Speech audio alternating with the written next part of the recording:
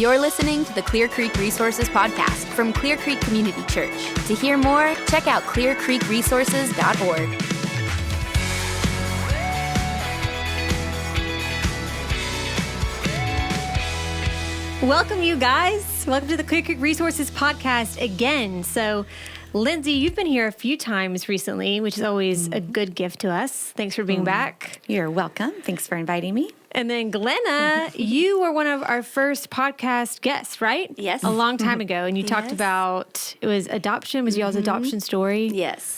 So you've actually been on here a couple times too. Yes. Even though you recorded it. Yes. Over one session. It was like a whole day. Poor Ted. So, yes. Well, thanks for being here. I'm really excited to have both of you. You're both wise and vulnerable, and I think that's what's going to be really awesome about this conversation. So we all know that friendships are important, but there's sort of the good, the bad, and the ugly about friendships.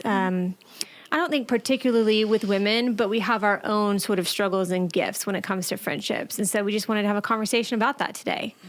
So before we talk through like anything specific, why don't you guys just tell me sort of your history with friendship? You know, I know, Lindsey, you have a really like a close set of friends that you've had for a long time. Has that always been true for you? Have you always had just a really good group of girlfriends? Sorry. Well, you know, I was thinking about this question when we were talking about it, and I think it's so hard to listen to friendship podcasts because I think naturally as women, we hear stories and we think, we compare ourselves right off the bat. You know, oh my gosh, why do I not have those kind of friends that she's talking about? And so the way that I would describe my friendship history is that it's messy and beautiful. And I think, you know, there is no like formula. There is no perfect. There's been seasons of loneliness. There's been seasons of feeling well supported. And so I have definitely been fortunate to have some long-term friends that I've known since I was in middle school. I have 3 girls that I keep up with from, I guess, middle school, high school, two that now live in this area. And one that lives in Dallas. And then I have a few college friends I keep up with, and then a few friends that I see on, you know, a regular basis. And those have just been a great gift, you know, that God has given me, but they have not always been easy. And there have been seasons of misunderstanding and hurt feelings and reconciliation. And thankfully that has we're still friends and it still kept us close. But I definitely just see it within the context of beautiful and messy, that it's, you know, and I'm sure you can relate to that too, Glenna. You know, it's just not always. It's like marriage. Oh, yeah. Yeah. You know? Yeah. Yeah. How about for you? So growing up, I really honestly did not have a lot of friends. And I don't know why. I think like they were girls were always mean to me. I don't know why, but they were. And so I had like, you know, one really good girlfriend that I met like in high school. And I still look back and I'm like, that probably wasn't a very good friend. But then when I went to college, I don't know if it's just with maturing and learning, or even like other girls like start to mature a little bit more too, the older they get, hopefully. I met a really good friend in college, and, you know, we don't get to see each other a whole lot, but she was a very sweet gift. And then when Eric and I got married, that's when I think I really understood and was like blessed with like really awesome friends. And it wasn't a whole bunch. Like, I don't always I have lots of friends, I would say. I love lots of people and can get along with anyone. But as far as when you think of like a deep friendship, it was when I got married. And like you said, it takes work, and it took work on my part and my friend's part, but we're still friends close today, this group. And it's been like over 20 years. Wow, that's amazing. So amazing. So you guys have already sort of talked about or mentioned a few things that I want to talk about. Yes. So messy and beautiful, I think that's perfect. You know, you mentioned having a friend that you maybe thought was a really good friend, but looking back, you're like, oh, I actually don't know if that's true. Yeah. And, I think about my daughter who is 11 and just this year is starting to sort of wade into more mature relationships with girls, with friends. And it's cute and beautiful. It's already a little bit messy. Oh, and it's so hard. It's like, hard. when you're dealing with your daughters. It is. It's hard whenever it's you. Very true. But it's harder when it's your daughter, and you just want to, take the hard parts away and just let them have the beautiful. But I want to like help walk with her through that so she can have, more beautiful and more lovely friendships. So, what do you think are some hard parts about friendship? And I think there's a few things you could, like, there's friendships that maybe aren't good, and then there's good friendships that are hard no matter what. So what do you think makes friendships difficult? Yeah. It's a really good question. Lindsey. It's a big question. It's a big question. I don't know what y'all say. No. You have so much great things to say. Well, many things, right? Many things can make it hard. I think expectations is a good place to start when we talk about hard, right? Because expectations oftentimes can lead to disappointment and hurt feelings. And so when we evaluate kind of what is a good friend, what do I expect in my friendships? Is that a bar that I need to lower? Are my expectations realistic? I think it's a good starting place in terms of just questions to kind of ask yourself. Certainly things like gossip and just building up resentment and hurt feelings and not communicating about those things. One thing just in my own process of learning how to be a good friend that I will even say to some of my friends now is I want this friendship to feel safe. And what that means is that you can trust that if I am upset with you or you've hurt my feelings or something is going awry, that I will bring it. I will first ask God to help me look at the speck in my own eye before I would, point out the log in the other. And then if I still feel like I need to bring something to you, I will. I'm not going to harbor that resentment and not bring it to you and give you the opportunity for us to dialogue and communicate about that. And I think that creates some safety in friendship when you can trust that will happen. It's taken me a long time to get to that point, and I think that's where we start, right? Is if we can be humble and say, God, show me first what you need to change in me before I would kind of go down this road of attacking the other, so to speak, then that gets us on the right foot if we can kind of have that perspective. So, and you're sort of talking about, you mentioned expectations, gossip, and communication, which are all three, huge issues in any friendship, any relationship, really. But when you're talking about expectations, you're really talking about expectations that you are setting upon yourself, that you have for friendships. But what about telling other people, how do you communicate expectations? Because you said part of that is communication. How are those two things related? Telling people these are my expectations, or being whatever your expectations are, I can't necessarily meet those. How do you sort of communicate that in a way that's still loving and relational with people? Yeah. That's a good question. I'm just thinking of, first of all, I think you have to ask ourselves, does it need to be communicated?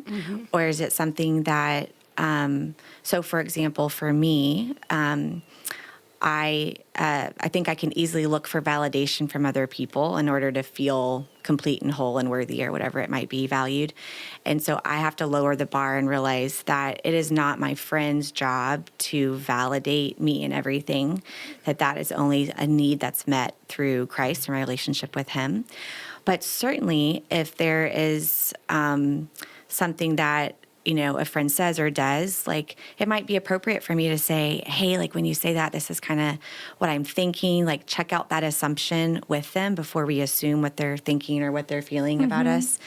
And hey, next time, could you say it this way? Or I feel more loved if this happens, or I think there's little ways to communicate your expectations. But I think probably the overarching goal is to lower them.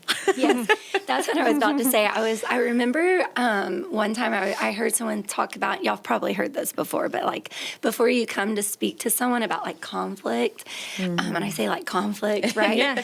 Is it necessary? Is it necessary? And I think that is such a good point. And I tell myself that often. Is this necessary? Lots of times it probably isn't. Right. And so I think just to, tag it off of what you just said, like I think I put on here, like one of the biggest things in friendship is to not make it about you. And just try your hardest not to make it about you. Yeah. Go ahead. No, I was just going to say, one time I was having a hard time in a friendship of mine that was really dear to me.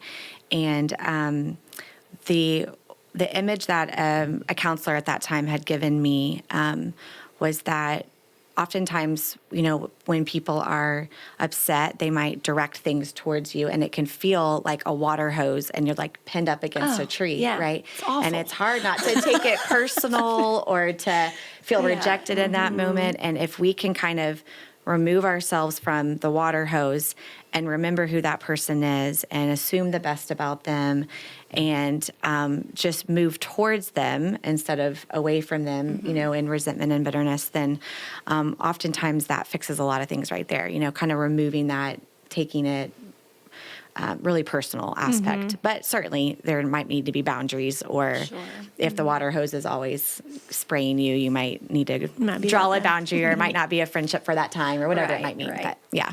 Glenna, what are the hardest parts about friendship for you? Well, I think,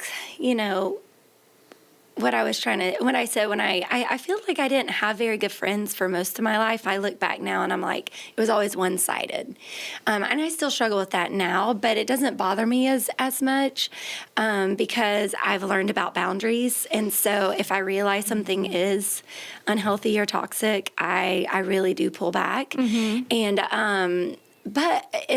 that's also just made me a little bit more introverted when it comes to friendships, because I have struggled finding safe friendships. Until I got married, it was just, there wasn't safe friendships. And I am a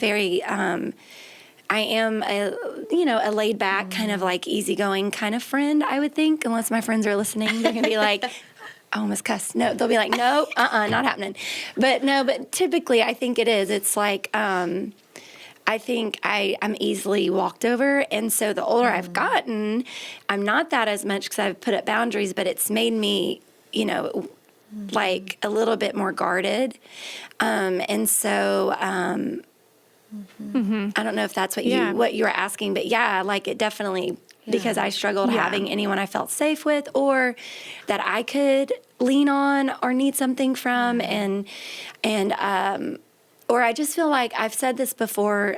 It's going to sound like, but it's not. Like I always feel like friends were always hard on me. There was always a lack of grace. Or I always felt like I was the one getting the water hosed on, and I would tell Eric, like, I mean, really, am I that bad of a friend? Like, am I really that clueless? Like, and I don't know. So, I have great friends now, and like we said, it's taken work, and I feel like the close friends I do have, I will say, I realized things that I did perpetuated a problem for sure, and I wanted to work on that. And then I believe like some of my really closer friends have been working on their issues as well. And that is Jesus, I think, working in both of our lives. Not dependent on, I need my friend to get better so she can be a good friend to me, and I need to get better so I'm a good friend to her. It's not even about friendship. It's more about my personal holiness and how I want to be Christ-like and think about the Lord, and vice versa. It was not so much about me, if that makes sense. That makes sense. Yeah, I think for some people, because you guys are sort of talking about how it's felt to be in maybe bad or toxic friendships. Yes. Can you... and this might not be possible because I think you're using like great imagery, But what if there's someone who's listening who doesn't know? Like, I don't even know if how do I know if I'm in a bad friendship or not? Right. What are some of the characteristics of a friendship that maybe isn't healthy? So read a book called Safe People. Oh, Okay. It's a really great. good one. Awesome. Yeah, and it really is a good, Yeah. it's really helpful. Because you're like, Who's that by? And then you can also, We'll link to that. honestly, in the I think podcast for it's sure. by Townsend and Cloud, the one who wrote okay. Boundaries, I think. I have to go back and look, but it's a very good book. And I found points where I was like, oh my goodness, I could be toxic to this friend. Sure. And I think what are the signs, Are there any right? signs? What are the warning Are there signs? flags? Are there signs. just like characteristics of a bad friendship Yeah. that you can just throw out there, or Sure. is it too complicated to do that? No, I think that there are some. What I'm thinking about is, I'm a therapist, and so I work a lot with adolescents, and so I have these conversations with them a lot because, like you said with your 11-year-old daughter, right? It's like they are in the throes of friendships are so important at that developmental stage. And it's like, they start to separate from their parents and their friends become their tribe, become their people. And I think in wisdom as we get older, why we want friends, we're okay with less friends, Yes, instead of being it's friends with safer. everybody. It's Yeah. safer. But I was just having this conversation yesterday with a client of, what are signs of, a good friendship or healthy friendship's a way to think about that. But I mean, certainly there's some clear things like if, even when we just kind of think in the context of emotional abuse, name calling, kind of expecting you to meet every single one of their needs. You will never be able to do that. And That's the number if one, I you're- think. Yeah. If you feel if you're constantly questioning yourself in that friendship, if they, just this kind of unsettledness of I'm not good enough, or I think those give some warning signs to maybe this is going awry. Certainly if there's a friend that is just consistently gossiping about you, that you don't feel safe with, that you can't trust. I think what I tell is particularly the teenagers I work with is that friendship isn't supposed to be like really hard. Yes. That's And a so good if you're word. having that's conflict great. all the It time, is. that might be a warning sign that maybe this isn't the right friendship for this time. And giving permission for that to be okay. Like it's okay to say, this just isn't right at this time. It doesn't mean that you, don't care for that person, you don't love that person. But we do this activity where it's like a bullseye. This is kind of what you're talking about, where the inner circle are the people that we really trust, that we know have been there for us, right? And that we can tell something we know is not going to leave that circle, that are there for us. And then there's more circles that kind of go out from there. And people can kind of ebb and flow in those circles where they are at different seasons of our life. We have people that are acquaintances. We have people that, we like to have fun with. We have people that we cry with, and that's okay to kind of, and that I think is what I've learned as I've gotten older is that the people in that inner circle are only a few. And really, I think especially in speaking to those people that might be listening that are moms, our bandwidth is so little.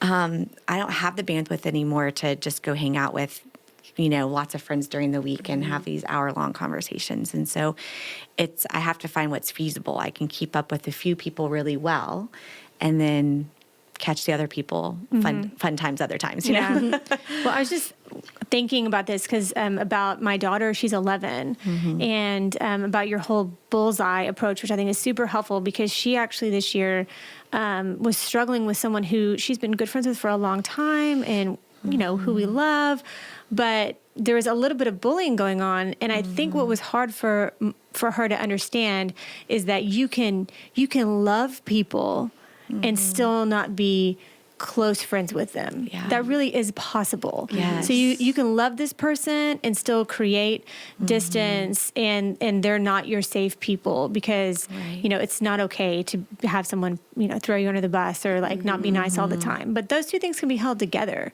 which I think can be hard for some women and girls to get. They're like, if I'm a good, loving person, then I can be best friends with anyone. Yes. And that's not necessarily true. Very true. And this might not resonate with everybody, because I think this is partly how I'm wired. But when I was in college, this college leader of mine told me that it's okay for me not to be best friends with everybody. And that was such a relief. I was like, okay. Thank you. Like, I don't have to try to keep up with everybody. Yeah. And I know some people might, that when they hear that, they may be like, I don't want to be best friends with everybody. So it comes from a different perspective, but Yes. Yeah. Oh, yeah. Yeah, but that's an important one. Yeah. For sure. Well, I want to talk about the bandwidth thing that you brought up too, because I think that's a huge hurdle for women as we get older. You know, whether like anytime you're, through with college, your life is just busy and there's a lot going on, and it does change. And it not only changes what you're able to do, but it changes how your friendships even look. You know, how you communicate, how you love each other, all those things. So what does that look like for you, Glenna? How have your friendships changed? Because you have a couple kids, right? Just a few. I You only should tell have, I people how only many have you have. one, and it's no. It's a really hard one. Right. They're real hard. They're like basically 1 and 7. So So she's saying she has 7 I have children. 7 children. That's right. 7 children, and a husband, and 2 dogs and a cat. And so it's like crazy, but so that's the one thing, because not necessarily do I I always want to be best friends with everyone, but I naturally do want everyone to feel welcome and like loved by me and known by me. Even if it's just someone I met that day, I want to sit, and like make sure. And so that has been the hardest thing, having children, is feeling I'm not available. And I feel I will struggle with guilt all the time with that, not feeling available. If it's in person, or going out or doing something, it's just, it's really hard. And I have very low expectations for friends and people. Like I just do, because I always assume, just because I have 7 children, I always assume, even if you are a single person with a job, you have stuff going on, or, and so I have very low expectation, and just like I have a high perspective of what's going on, I feel like, in people's lives. But it's not always the case when it comes to friends. And I think too, because I can be so much in my head, I'll feel guilty and I'll like perpetuate a problem with a friend when they're not even expecting that from me. But just because I'm like, oh my gosh, I feel like I'm being such a bad friend right now because I can't But one thing I do try to do, and I hope, my friends know that, it's, and we can talk about this later, but in those moments when you're not available, we're all so busy and we're all in it. If I get a text from a friend that's going through a really hard time, and when it's a really hard time, you know what I mean? Yeah. And I'm not the best with my phone. All my friends will attest to that. But those are those moments, I'm all in for them. I will be there. I will text. I'm going to pray. I'm going to try my hardest to check in. And I'm just going to be there for them. I don't have anything I have to say, any advice, nothing. I'm just there, and I'm really there. Or if there's like really exciting news for them or happy news, I'm there. I hope my friends know that. Like, just because it's crazy time for all of us, I think that's a big key of just like being really happy for your friends, being there for them. If it's through the phone, text, prayer. Sometimes I won't even be able to text, but my personal discipline when I'm at home, I'm thinking about them. I really am. I might say their name, when I'm at the house, or I might pray, or I'm just, and I'm trying to just like, again, it's like thinking less of yourself and just really trying to be there for your friends. And it just looks different for everyone. And I have to be okay, kind of with your leader, I have to be okay with knowing that my friends might not also know that. Does that make sense? Yeah. Like, and they might, and I also have to be okay with, they might be upset or mad or whatever, or I might just be misunderstood. And I have to just be okay with that, you know, because it really is about my personal heart and who I am for my friends. And I used to struggle that was like a cop-out. Like, oh, okay, I'm not going to really get to go out and meet them for coffee, but I am praying for you. You know what I mean? But like, I really am. I just really am. And I'm always just, I'm a fan of my friends. I truly am. And so, you know, I just hope that's anyway, beautiful. that's like one of those friend we things. want. Right. Well, I don't know. I think that's I'm a such a hot mess, helpful too. answer because the question's what is hard about friendships, but you sort of immediately turn that to, well, this is what I try to do in my friendships. Yeah. Which I hear both of you guys saying that. So this is what's hard, but this is who I try to be in my friendships. Because, you know, my next question is, okay, so how do you have beautiful friendships? How are you a good friend? And I already hear you guys sort of giving me the answer, which is it's more about you than what all the other things that are happening. Yeah, it's about us being like, I just think for women, I'm like, and I fall at this all the time. Like I said, I can be a total jerk, but like, just try to be kind. Like, try to be kind and loving as best as you can, even when you don't want to. Just try to be kind and loving and listen to them. Well, I hear you giving some great examples, too, of what that looks like in terms of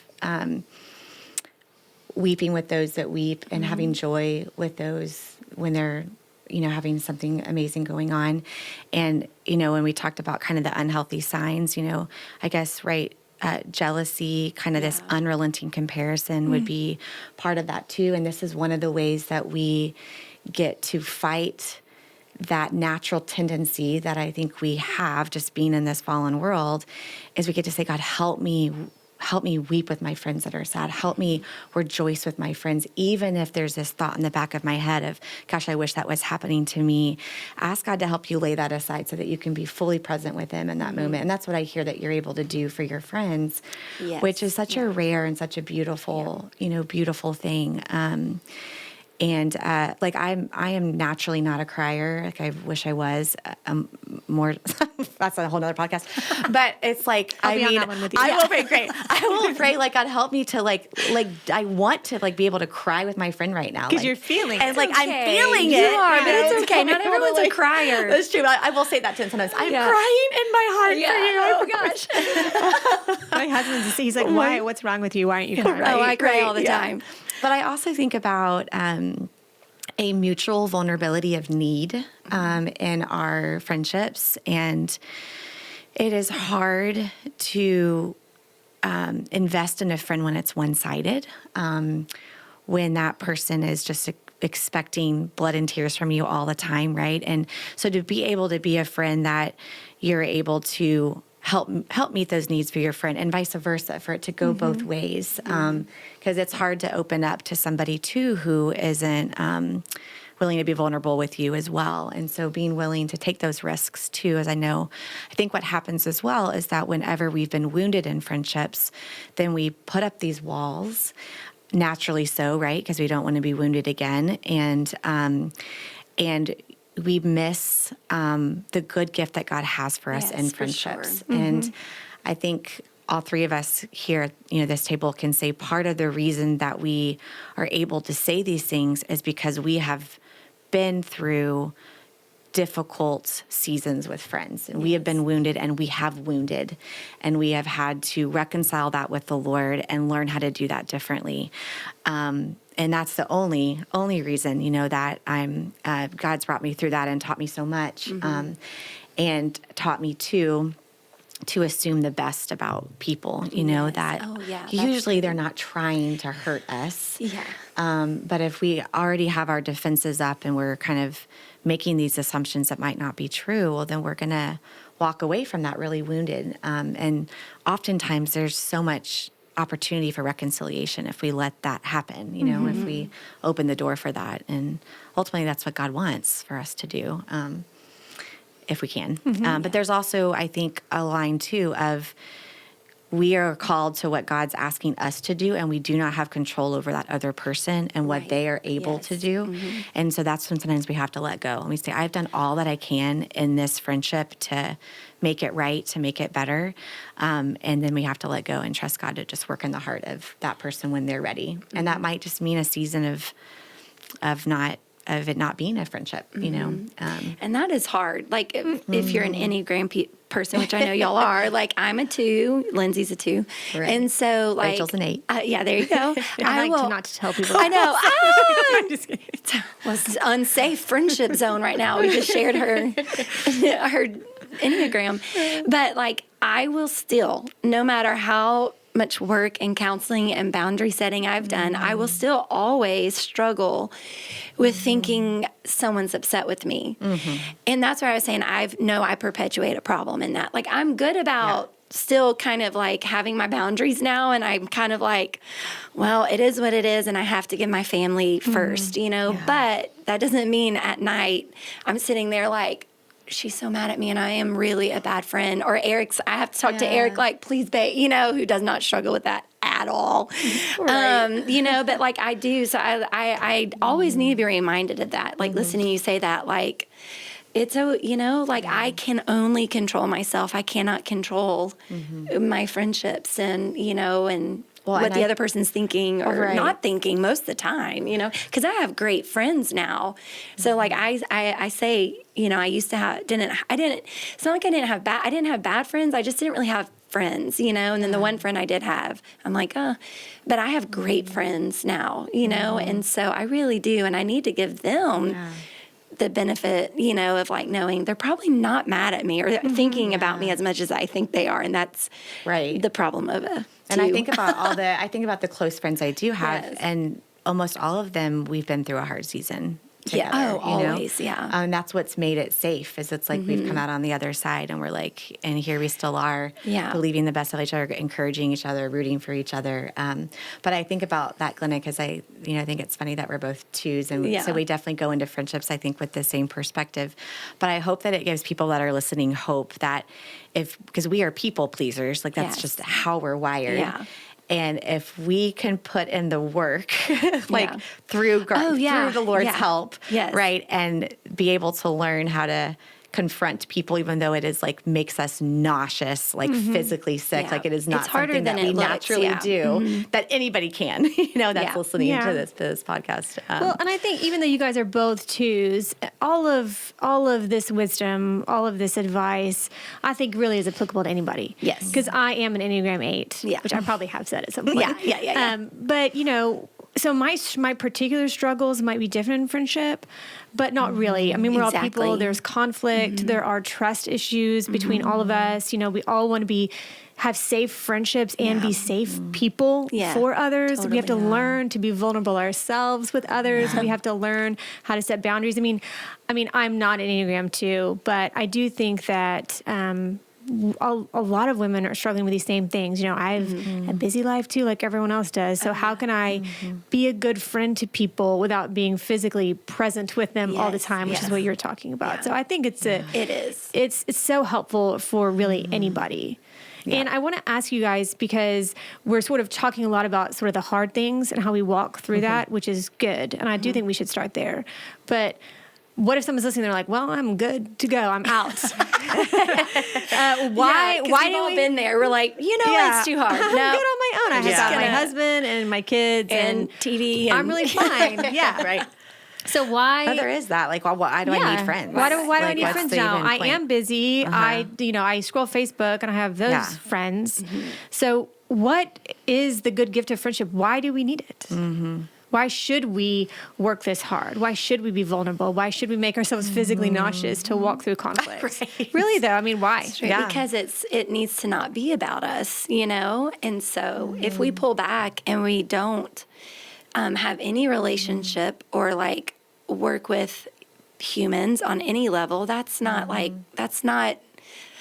not like missional community living. It's not Christ-centered. Like we are with people and we are literally right now like hands and feet for like the Lord. And that's biggest part of that's dealing with other people.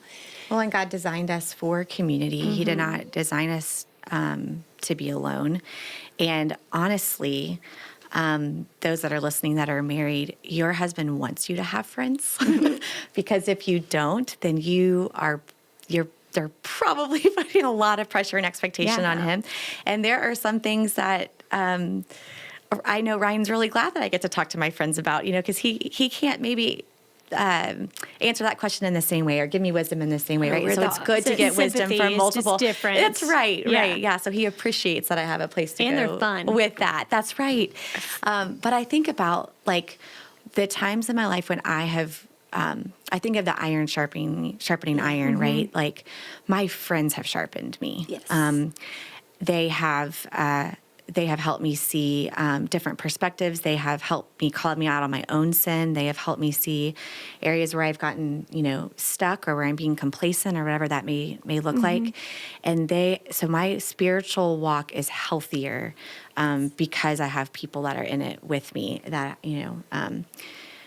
that have been good friends to me and have called me out when I need to. And then I just keep thinking about, it's just such a good gift.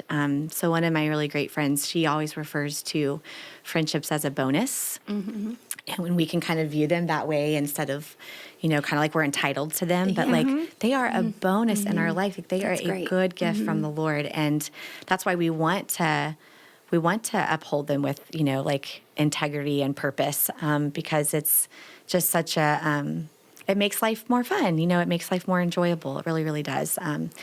And I think with those that are like, yeah, I don't need friends. Like I certainly can understand where people are coming from when they say that. But I would wonder if that comes from a place of woundedness. Because I think oftentimes I see, at least in my office, that's often where it comes from. And God doesn't want you to stay there. He doesn't want you to stay there. There's a lot more that he has for you. So. Yeah, and it's the same. I mean, when I look back at when God has brought me certain friends, it was at like the perfect timing. And so when I went off to college, I needed this friend that really was the first friend that I had ever been like, oh my goodness, like this is really, really awesome, And I was really homesick and lonely at school. And she was just right there for me. And like, and then the same, when we got married, we had like this core group of friends. There's about 6 of us, and that's including the husbands and the wives. And Eric and I tell people all the time that was the, like you said, a bonus, but the biggest gift to us. And they are still our friends. They're still our closest friends to this day.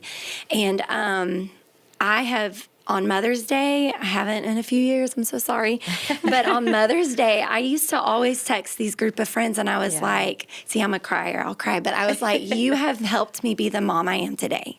You have helped me be the wife I am today, because it's so true. Like and it was all centered around like the Lord and being a wife and a mom first, and that, and I am who I am today because of those girls, and it is a huge bonus and gift, and I like that. So. Yeah, I like from my friends, they're the first place I go in pleasure and in pain. So I know I can tell them like, oh, this thing happened, and they rejoice with me. Yes. Or this is happening, and even if it's mundane, they will pray for me, and they will just even let me be in a bad mood. Yes. Because that's because they know me and they love me well. And I love what you said about how that interacts with your family, because my good friends love my kids too. Yes. Which I think is one of the like best gifts that they offer is really to my kids. They're invested in them. They want to know them and talk to them. Their kids babysit my kids, and they've gone to my kids, games and productions, and my kids need that. Oh yeah. They really they do need more than me, right? I mean, I'm the primary disciple maker. I'm the one who knows them and loves them the best, but that community of people who love me so much, that they love my kids, is just that is so amazing. Good. Yeah. I just, when you said it, I'm like, oh yeah, because like the friends who don't love my kids, we're not really hanging out anymore. Like, I'm just like, I'm like in a mental, I'm like, oh, yeah. Like, it's so true. Like, that is so true. So I recently listened to this podcast, and the lady considers herself like a friendship expert. I don't really know what that means, but I need her. She said that research shows that friendships change about every 7 years for women. And I thought that was really interesting. That is really interesting. I believe that. And I could see some truth in that. Yeah. You know, friendships change. Like, could it change with the same friends, or like you get new friends? Well, I think either or. Either, yeah. Yeah. I think, you know, for me, I would say I have a couple friends that I've been friends with for a very long time, but then they've never there's left. definitely been, I know, right? Then there's been a lot of kind of changes. And I think it does it, right? I think our kids have a lot to do with that too. You know, who are their friends and how can we try to befriend those parents too? And so I guess that I just say that to maybe normalize it. Yeah. Normalize that's that really might helpful. be possible and might be true. If And that's not something you've bad. experienced. Yeah, and that it's not bad. Yeah. And I think about the bandwidth question, like going back to that, I was going to say, and I'm actually surprised I'm saying this because years ago I would have never have said this, but technology helps. Yes, I used to be like, no, if you're going to have a good conversation, you need to call your friend, you need to talk to them on the phone. Or you need to meet in person. Or you meet in person. Yeah. Like I need FaceTime, not 1 hour, like 2 hours. Someone needs to cry. Like that's the Back joke. to the Enneagram 2. That is the joke. Everyone's like, I never need it though. I just think I have to give it to someone else. I don't need that, but I feel like same here. I have to give it to someone else. Yeah, same I don't here. need that. It's like, if I'm meeting with someone, that person's crying. Like we're like getting to like we're gonna talk it out, man. Yeah. But so Marco Polo is an app that some people may know, and it feels so silly at first, but it's like a video text message. There are people that is how I keep up with them. And it allows me to see their face. Sometimes they get their kid on there. I have a few friends that keep up that way long distance. I have one friend that just lives 20 minutes away in Friendswood, and I live in Leak City, and we have a really hard time seeing each other. But Marco Polo keeps us connected because it's like we're able to just say, hey, this is what's going on this week. Can, you pray for me? And I like know what's going on in her heart, and so we don't spend a lot of face-to-face time with each other, but I actually know what's going on with her more than I do some of the friends that I do see face-to-face. And so also just simple things. Like I have a friend that will come over on Wednesdays and just usually she hangs out for 45 minutes while her kids play. I don't sit down and talk to her. I am making lunches. I am unpacking backpacks. And she just knows she's going to roll in. We're going to talk, but I'm not going to sit down. I love that. Oh, I love that. Those are people who just step into your life. Yes. And what I love about that is that's intentionality in friendship in two really different ways. So one of them is not physical presence, but it's intentionality with this is what's happening in my life, in my heart, like you're saying. And so you know her, and then someone else, it's a different type of knowing. We're just in life together and doing it. And both of those things are good. It doesn't have to look one way in friendships, even within our own friendships. Right. Yeah. It just gives a lot of grace, right? I think, and that's what I remember you mentioning when we all met is it's like just grace is what we have to give each other all the time. Well, I want to ask you guys, and you've said lots of things. It's just infused in this whole conversation about how your faith in Jesus affects your friendships. But I just want to, ask that question so we can be really clear about that because as disciples of Christ, our friendships should look different. We should look different. So how does that affect how you view friendships and how you live in them? You take this one. No. I mean, I really like your personal holiness. Well, that's a big one. Peace. Yeah, Eric and I talk about that all the time. I'm like, sometimes it's like too much. I'm like, they're having that silly issue over there because they're just not working on their personal holiness. It's a little judgmental. So, but no, I mean, I do because I know how much I need to work constantly with my walk with the Lord, and so. I'm a big, because I do believe in counseling so much and it saved my life. And but with counseling, I believe there's things you have to put into place. Like if you would say on that side, coping skills or just work. And so I think when it comes to friendships and just dealing with people in general. Like we have to check ourselves first.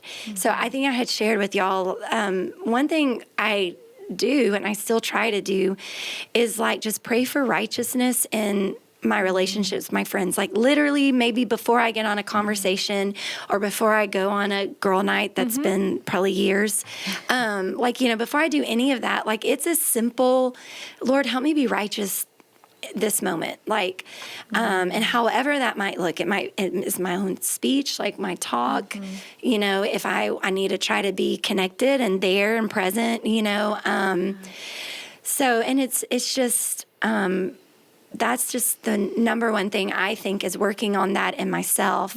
And my friends know, I say it all the time. I'm like, I am working. I'm the first to realize my own mistakes, my own like downfalls. I always just see the reality of like my own, like I'm very self-aware. And so just, I think that is just one of the biggest things, like trying to be Christ-like. I want to try to honor the Lord. How would God act in this moment? And I mess up and I fail. And then I have to like put into practice my own personal grace. Cause like I said, I'm very hard on myself. I am not hard on most people, probably other than Eric. So it's like, you know, but yeah, that's just one of the biggest things that I try to do is like, what does my walk with the Lord right now look like? And how have I prayed for my own self in this relationship and then pray for that person? That's just, I mean, that's just, some basics. Oh, yeah, that's super helpful. Yeah. So it really takes humility is what you're talking about. And I think about, I know that we didn't really talk much about this and probably don't have time, but in terms of like communication, that unless it was modeled for you like really well with your own parents, where do you learn how to have healthy communication skills with people? You know, it is a skill that we have to learn, and whether you learn that in therapy or you read books or you learn the hard way. But one of those skills is called the disarming technique, which I just have been so fascinated by ever since I like learned to put like a word with it. But, you know, it's essentially, it is learning to put your weapons down when you come to a conversation with somebody, which would take humility, right? Your defenses down. And that's a good visual maybe too. Even, right? You know? And maybe putting up or finding like even just a little bit of truth in whatever criticism or feedback you're being given. Because oftentimes, not all the time, but oftentimes there's a grain of truth there that you can just say, yeah, okay, I can see what you mean by that. I could see how that came across that way, or I can see how I did that, or that makes sense to me. Or, and then when both sides are doing that, putting the weapons down and the defenses are down, you're able to engage in that conversation in a much more healthy way. Yeah. And I think about that though, that, you know, if you don't know Christ, how much harder it would be to do that, you know, because to just humble yourself and to kind of to engage in that way with another person. And then forgiveness, you know, like if we just, I mean, we can forgive because we have been forgiven. And I'm so thankful for my friends that have forgiven me for the times I've been stupid and idiotic and uncaring to them, you know, and certainly I can do the same thing for them, you know, in those moments. So, yeah, I think a lot of you talked earlier about conflict resolution, you know, a little bit, and you, in that and in the disarming thing, I mean, I think those are biblical principles. I mean, you mentioned taking the log out of your own eye, you know, before you know, worry about the speck in someone else's, which is really what you're doing with disarming. Okay, what is happening with me, you know, and how can I look at myself first before I engage in conversation? And then the, you know, biblical principles of conflict resolution, go to them before you start talking to other people, you know, having that trust there. That's all centered in, you know, what God's word tells us of how to treat one another. Right. I just hear it in everything you guys are saying, carrying each other's burdens and, you know, loving each other and giving grace and forgiveness. You know, I think we do talk about God being the center of our marriages often, and I think which is good because that's so important. It's hugely important. But sometimes we forget to emphasize that with friendships. And remembering that God is the center of any relationship we have. So it affects who we are and how we treat each other and what we talk about and how we talk. Like you're saying, it's how we pray for one another. That's what really creates a beautiful friendship at the end of the day. You know, it really does. And I think that we've touched on this, but I just want to throw one thing out there, that what we're not saying, right? We are not saying that you've done your own work, you've, asked God to help you see, and this relationship isn't healthy for whatever reason. We're not saying you need to stay in that friendship or you need to stay in that relationship. Right. There are times when the most forgiving thing that you can maybe do is forgive them, in your heart and not be friends anymore. Yeah. And so there are times for that, particularly as we think about like emotional abuse or just other elements to that, toxicity that you were mentioning. So there's permission, for that as well. When that's so important. It's so funny when you were talking about Ryan, though, about like wanting you to have a friend to talk to. So Eric's the opposite. Literally, he's always funny. Like, you talk to your friends. I can see that. And then by the end of it, you don't have anything. And I've had to work on that, literally, because I have, such good friends now that I'll talk to them during the day about it. Yeah. And then I'm like, that he comes home at night and I'm like, I'm good. I don't even talk to him about it. That's just how Aaron is. Aaron's like, what else? 100%. I'm like, yeah. I don't know. I'm like, no, I'm good. We don't have to talk about that. I already talked about it with my friends. He's like, no, tell me too. Yeah. That's so true. When I go to girls' night, he's like, do you want me to come too? Oh my gosh. Eric's like, I love a good girl night. Like he always comes in the Ryan room is like, somehow. absolutely not. Oh yeah. No, it's annoying. I'm like, you don't need another glass of water. Get out of here. Another glass of water. Ladies, you need anything? That's so funny. Okay, so let me ask you guys one more question. For people who are listening, who are like, wow, that sounds amazing, and I know I need it. I know that's biblical. I know that it would be helpful for me and my family and my kids and everything, but I don't have it. What would you, I know. It makes me sad. Yeah. It does. It makes me really sad for that. What would you say? So, I think we all have been there in some way. And so what would you say to them? How can they find friends? What can they do now? I'm laughing in my head because before I came on this podcast, Ryan is crying. And I'm like, no. I was like wondering what you're saying.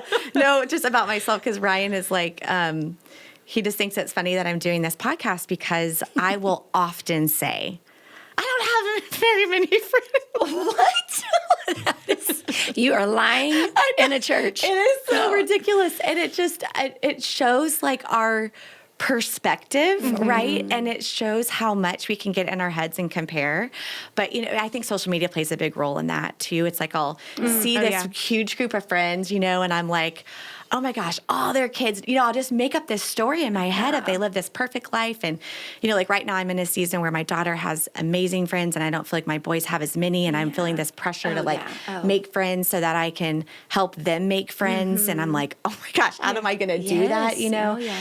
And so there's always so Ryan will say that I have high relational needs, that I'm always like, the more the merrier. And then if I don't, anyway, so I'm laughing because here I am and I know I have some great friends, but even still, sometimes I feel lonely.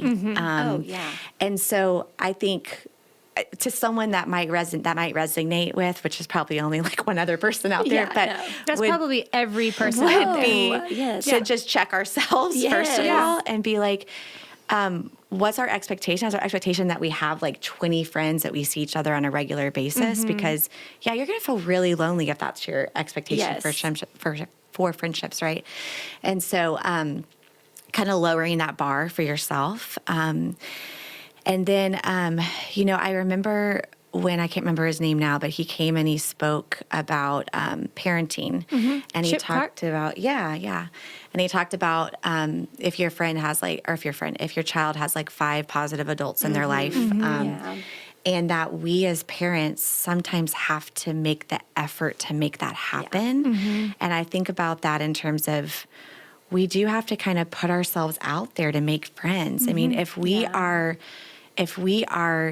grieving the loss of friendships, but we never leave our home, probably not going to make a lot of friends. And so what does that look like? And it might be really scary. And when we're getting in a small group or asking that mom in that class of, as like in your kids' class out to coffee, or it takes some risk. It does. It's hard. It is. I remember one time, Mandy Turner is one of my good friends, and I always like joke with her about this because I was like, I made you be friends with me because we were in an auditorium and I like saw her across the room, and I was like, and I am introverted. I don't like talking to strangers, but I was like, I'm just going to go talk to her. So I went and I just talked to her, and now she's one of my very best friends. Yeah. It really does take bravery, which is really hard. It does. And I think just when thinking about that, so many things pop into my mind. But one, I think church is like a great place to make friends. But not only can you walk through the doors and you're going to make friends, you have to put yourself out there. And I think you have to serve, or you have to join a community group, but you do have to put yourself out there. And I have one of my kids is super introverted. He probably doesn't really need friends in his mind, but I just tell him all the time, I'm like, you have to be a friend to have a friend. And it's like the most simple thing, but you have to be a friend to make a friend. And so that again is like not making it about you, and like serving someone else or asking someone else how their day, little things like that. But it is funny though, because two things, funny stories. I know we got it. But one, my really good friend, we were at our church when we first became friends, and we had, like I said, we had this really close group of friends. And there was probably, like I said, I don't remember what I said, 3 couples or 4 couples maybe, and we were all very close. And there was another friend of ours that literally now is like our lifelong friend, but my friend, I'm just calling her out. Her name is Jennifer, if she won't listen to this. But Jen, this friend comes up, and at the time we weren't, and she's like introducing her, and she was putting herself out there, and Jen walked away in her mind, and she was like, oh, she was so nice, but I really don't need any other friends. And now Jennifer told her that years down the road, was like, and look at you, just clawed yourself in, but it is funny, but I will never forget. Because I think that's a kind of I know I can't make too many more friends because I'm only going to disappoint them, because I don't want too many friends, because I'm not going to be able to keep up with you. I'm going to disappoint you, But another thing that I will never forget was so sweet is I used to go to a play school in Friendswood and drop my kids off, and I was in the throes of parenting, and we were fostering Eliza, and I literally just would put my head down, drop my kids off at play school, and get my car. I didn't talk to him. It was when I first actually kind of moved towards the Friendswood area, so I didn't really know anyone in that area necessarily. And this mom came up to me in the parking lot, and she literally, I thought it was so funny, but it's so sweet now. She was like, hey, and she said her name, and she was like, do you have any friends? And my friends now, they laugh. They're because she's like, do you have any friends? And I was like, yeah, no, I do. I think I was just putting off the vibe that either I was emo or just, whatever. But I was like, she was like, cause her next question was we get together, some of the moms, during the, and I just was like, that was brave. Yes, and so amazing. And kind on her part. And that always stuck with me, and I see her now at baseball game, and all that, and we're acquaintances, but I'm always that was the nicest I love that thing, because I wish she would have found someone else who didn't have friends yes. But I'm sure she did. She probably just did. Is, You're right. Too. Yes. I think, what we have to remember in these moments too, are what I've had to remember whenever, because I've gone through times when moving to a new city is really hard. When you first have babies, if you have babies is hard, or a job, or whatever's going on, those are hard transitional moments when we can feel really lonely. And I just would want everyone to remember that God is for you. That Jesus is your friend. He wants this for you. So cling to him in those times, and just be honest. I feel lonely. I want this. And you can believe, you can trust that he will open doors for you. You have to be brave and vulnerable and walk through them. But he wants that for us. He's there with us when we're alone, and then he wants relationship for us. So I just trust in that. I mean, that sounds like too easy of an answer, but it's true. It is so true. Jesus is your friend. And then if you're married, your next friend is your spouse. And that's a whole other probably podcast of like not really trying to be a friend in your spouse too. You know, like we're sitting here thinking we don't have friends or girlfriends, you know, but sometimes I always think, oh, like I need to be investing. I do have a friend in my home, and that's Eric, you know.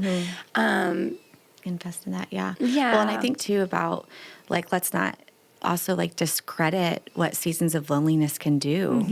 There's purpose in those seasons too. And I think it does bring us closer to God and have us cling on him and cling to him. There's purpose in those valleys too. And I think like letting everyone hear this, like we all have felt lonely. I feel lonely. I will tell Eric, I'm the happiest, loneliest person I know.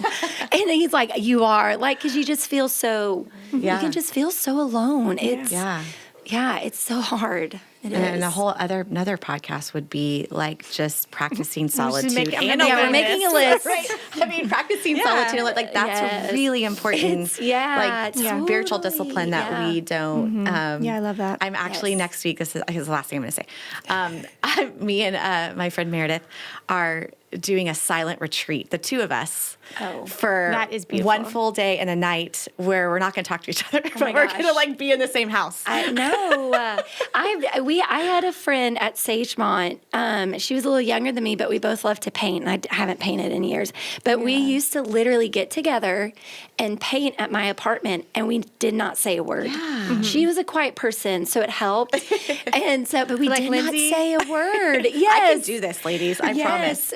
She did. She's a true artist, so she doesn't really want to talk if she's, you know, but I don't know the last time I've ever done that. Like, well, and I think that's a great point because friendship can be in solitude and silence. You know, I mean, friendship looks like all different things. That is just you guys moving forward in your walk with Jesus together, which is beautiful. You know, you are talking to Jesus in the presence of each other, and that is going to be an amazing thing. I want to hear about this. Okay. Like, will y'all not say anything? Well, we're going to greet each other in the morning. It's at Ryan's parents' place in Brenham. Yeah, which I want to go, by the way. So it's like I know we're so blessed by this opportunity, but so there's a lot of space to spread out. So we won't be like, you know, so she might be on the patio, I might be outside, you know, we're just going to pray, walk, nap. I don't think you can do it. I'm challenging you. I can do it. I do not think y'all can do this. Meredith, do you hear that? She's challenging us. And I don't have to talk, but I'm like, I don't know if I could do that. I can, girls. All right, so we have like 3 more podcasts planned. It's going to be really good. Yes. So y'all will be back. Get ready. Exactly. Well, thank you guys so much. Really, this was fun, and it was a good gift. Thank you for your wisdom and your honesty, and you know, I hope that this is helpful for people, and that they will trust in God in these moments and seek people out because it's worth it. But thanks for being here. Thanks for leading us well. Yeah, thanks. Hey, thanks for checking out this video. If you haven't yet, make sure that you hit subscribe down below and check out ClearCreekResources.org, where we have videos, books, and sermons on there, as well as our audio podcast. Thanks for watching.